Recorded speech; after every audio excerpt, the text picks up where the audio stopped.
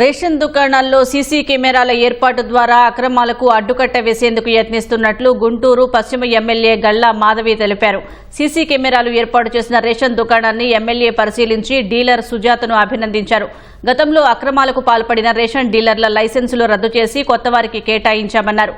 ఇదే తరహాలో గుంటూరు పశ్చిమ నియోజకవర్గంలోని అన్ని రేషన్ దుకాణాల్లో కెమెరాల ఏర్పాటుకు చర్యలు తీసుకుంటామని ఎమ్మెల్యే మాధవి వివరించారు. సీసీ కెమెరాలు ఏర్పాటు చేయాలి ప్రతి షాప్లో అని చెప్పి మరి పైన అధికారుల దృష్టికి కూడా తీసుకెళ్లడం జరిగింది. అయితే ఈరోజు ఈ సందర్భంగా సుజాత గారిని అభినందిస్తూ ఉన్నాము. మొట్టమొదటిగా వారి షాపులో కెమెరాని ఫిక్స్ చేసి మాకు కలెక్టర్ గారికి ఎస్పీ గారికి దాన్ని లాగిన్ ఇవ్వడం అనేది చాలా చాలా సంతోషకరం. ఏదైతే దీని వెనకాలన్న ఏకైక లక్ష్యం, ఏకైక రీజన్ ఏంటి అని అంటే ట్రాన్స్పరెంట్గా ప్రజలందరికీ కూడా మంచిగా పంపిణీ జరగాలి.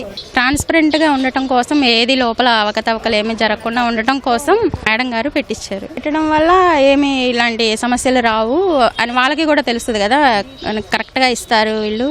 ఇలా సీసీ కెమెరా ఉంది కాబట్టి కొంచెం జాగ్రత్తగా ఉండొచ్చు, ఇలాంటి అవకతవకలు లేకుండా ఉంటారు కదా అని చెప్పేసి ఇప్పుడు మళ్ళీ కొత్తగా ఇవాళ ఒక 10 షాప్స్కి ఏమో ఇచ్చారు.